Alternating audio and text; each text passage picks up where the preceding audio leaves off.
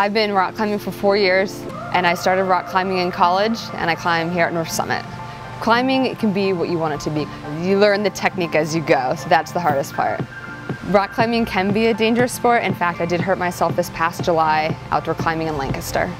I was lead climbing outdoor, and I was 2 bolts from the top, and I didn't have a good hold, and I slipped and fell.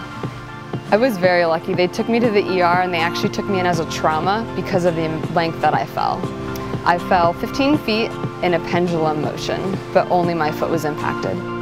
So I reached out to friends, and they told me that Dr. Rudolph at Coordinated Health was the best doctor for ankles around.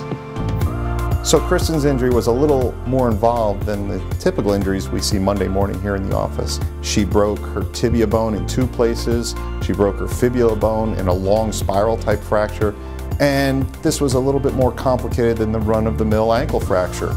I was not nervous when I knew that I had to have surgery. I was not even nervous when I hurt myself. I knew that by going to Coordinated Health that I would be in good hands. We had to fix the fibula bone with a long plate. We had to fix the inside part of her tibia bone with 2 screws, and possibly more importantly, I had to put a long plate on the back of her tibia bone to stabilize a big fracture in the back of her ankle. 10 weeks post-op, I was allowed to start climbing. Dr. Rudolph gave me the okay to only do top roping, and I'm now 16 weeks post-op. Kristin has a great attitude. She wanted to get back to rock climbing and all of her other activities, and having a great positive attitude at the beginning does nothing but help your recovery afterwards. You can't be scared because you will eventually come back. And in the spring I plan to run a half marathon so that I can show myself I've come back even stronger than I was before.